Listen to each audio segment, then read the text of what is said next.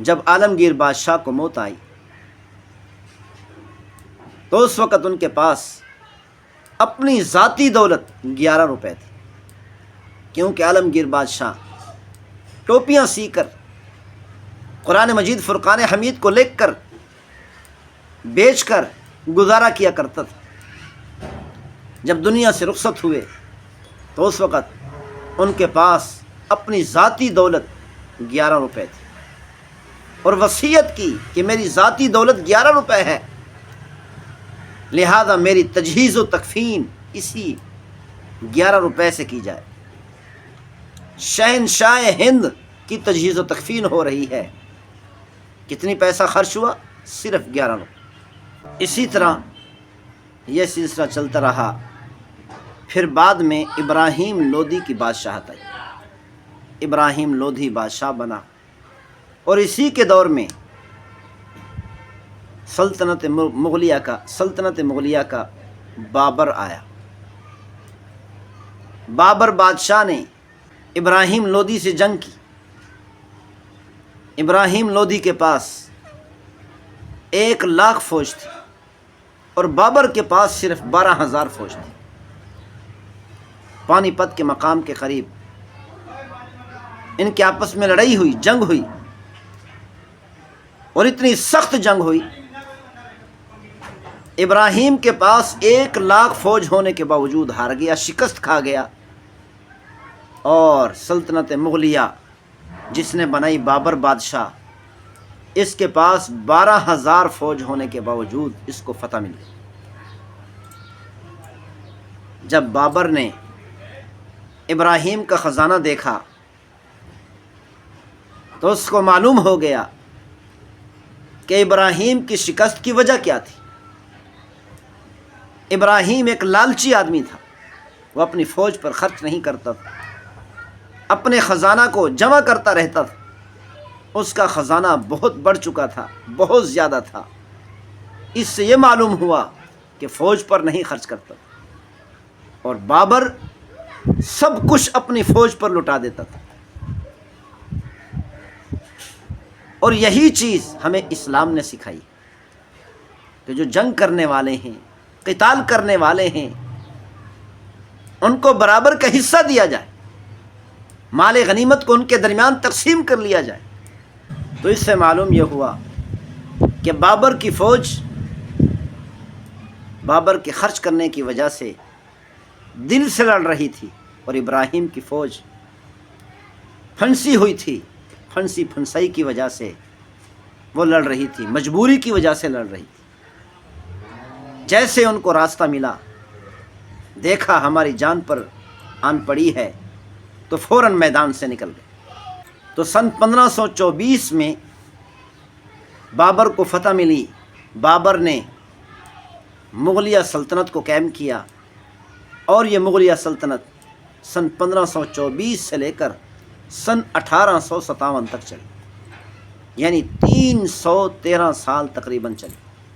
سن 1600 میں انگریز یہاں پر آیا، انگریز نے یہاں پر ہندوستان میں قدم رکھا۔ سن 1605 میں جہانگیر بادشاہ بنا۔ اس کے سر میں درد ہوتا تھا۔ ان انگریزوں نے جو تجارت کی غرض سے ہندوستان میں آئے تھے، تجارت کر رہے تھے، جہانگیر بادشاہ کے سر درد کا علاج کیا، وہ صحیح ہو گیا۔ تو جہانگیر بادشاہ نے کہا، مانگو، کیا مانگنا چاہتے ہو؟ تو انگریزوں نے کہا، ہمیں اجازت دیں کہ ہم اپنی کالونیاں بنا سکیں ہندوستان کی سرزمین پر۔ جہانگیر بادشاہ نے اجازت دے دی، لیکن ایک وزیر نے کہا جہانگیر بادشاہ کو، بادشاہ سلامت، یہ لوگ ہمیں مکار لگتے، ان کو اجازت نہ دی جائے۔ جہانگیر بادشاہ نے کہا، مغلیہ سلطنت عروج پر ہے، ہمارے پاس اتنی طاقت ہے، اتنی فوج ہے، اتنی اسلحہ ہے، یہ چند لوگ کیا کر سکتے ہیں، اسی لیے کوئی حرج نہیں، ان کو اپنی کالونیاں بنانے دیں۔ تو انہوں نے جہانگیر بادشاہ سے اجازت لے کر کالونیاں بنانا شروع کی۔ اس طرح مغلیہ سلطنت چلتی رہی۔ اورنگزیب، حتیٰ کہ اورنگزیب عالمگیر بادشاہ آیا، بڑا صالح بادشاہ تھا، ولی اللہ تھا وقت کا۔ ایک مرتبہ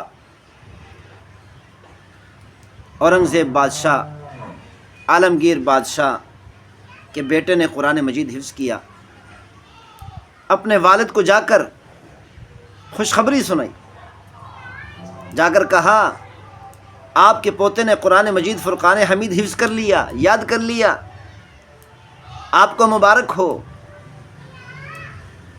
عالمگیر بادشاہ کے والد نے کہا مجھے کیسی مبارک، مبارک تو آپ کو ہو، کیونکہ کل قیامت والے دن قرآن مجید فرقان حمید یاد کرنے کی وجہ سے تاج آپ کو پہنایا جائے گا شہنشاہی، مجھے تو شہنشاہی تاج نہیں پہنایا جائے گا، مجھے تو یہ فضیلت نہیں ملے گی، یہ فضیلت تو آپ کو ملے گی۔ شہنشاہی تاج قیامت والے دن مجھے اس وقت پہنایا جائے گا جب میرا بیٹا قرآن مجید کا حافظ بنے گا۔ عالمگیر بادشاہ کو یہ بات دل پر لگی، قرآن مجید یاد کرنا شروع کر دیا، 6 ماہ کے اندر قرآن مجید حفظ کر لیا۔ 6 ماہ کے بعد جا کر کہتے ہیں ابا جان آپ کو بھی مبارک ہو کہ آپ کے بیٹے نے بھی قرآن مجید حفظ کر لیا۔ بڑا صالح اور نیک بادشاہ تھا، اللہ کا ولی تھا، لیکن آخر میں ان سے ایک سیاسی غلطی ہوئی کہ دلی کو چھوڑ کر دکن چلے گئے۔ وہاں پر 2 ریاستیں شیعہ کی تھیں، 2 شیعہ ریاستیں تھیں، مرہٹے وہاں پر موجود تھے، بڑے طاقتور تھے وہاں، تو ان کو مٹانے کے لیے، ان کو ختم کرنے کے لیے، ان 2 ریاستوں کو اپنے قبضے میں کرنے کے لیے دکن چلے گئے، اور 20 سال تک پایا تخت سے دور رہے، دارالحکومت سے دور رہے، حتیٰ کہ ان کو وہیں پر موت آئی اور وہیں پر ان کی قبر بنی۔ جب عالمگیر بادشاہ کو موت آئی تو اس وقت ان کے پاس اپنی ذاتی دولت 11 روپے تھی، کیونکہ عالمگیر بادشاہ ٹوپیاں سی کر قرآن مجید فرقان حمید کو لکھ کر بیچ کر گزارا کیا کرتا تھا۔ جب دنیا سے رخصت ہوئے تو اس وقت ان کے پاس اپنی ذاتی دولت 11 روپے تھی، اور وصیت کی کہ میری ذاتی دولت 11 روپے ہے، لہذا میری تجہیز و تکفین اسی 11 روپے سے کی جائے۔ شہنشاہ ہند کی تجہیز و تکفین ہو رہی ہے، کتنی پیسہ خرچ ہوا؟ صرف 11 روپے۔ اسی لیے اللہ تعالیٰ نے ان کو برکتیں عطا کی تھی، ان کی سلطنت کو برکتیں عطا کی تھی، خام خواہ کے خرچ نہیں کرتے تھے، عوام کے پیسے کو ضائع نہیں کرتے تھے، اڑاتے نہیں تھے جیسا کہ آج کل کے حکمران کرتے ہیں، جیسا کہ آج کل کے حکمران عوام کے پیسے کو اڑاتے ہیں، ضائع کرتے ہیں، خام خواہ خرچ کرتے ہیں۔ جہاں پر لاکھ روپے کی ضرورت ہوتی ہے وہاں پر 10 لاکھ روپے خرچ کرتے ہیں، جہاں لاکھوں کی ضرورت ہوتی ہے وہاں کروڑوں روپے خرچ کرتے ہیں، جہاں کروڑوں کی ضرورت ہوتی ہے وہاں پر اربوں روپے خرچ کرتے ہیں، عوام کا پیسہ پانی کی طرف بہاتے ہیں، لوٹتے ہیں۔ اسی لیے اللہ تعالیٰ نے برکتیں اٹھا لی، جگہ جگہ پر فقر و فاقہ ہے، عوام پریشان ہے۔ جب عالمگیر بادشاہ دنیا سے رخصت ہوا کہ اچانک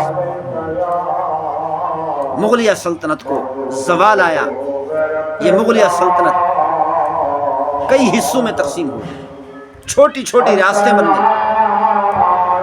اللہ تعالی ہم سب کو عمل کرنے کی توفیق نصیب فرمائے۔ ما توفیقی الا باللہ۔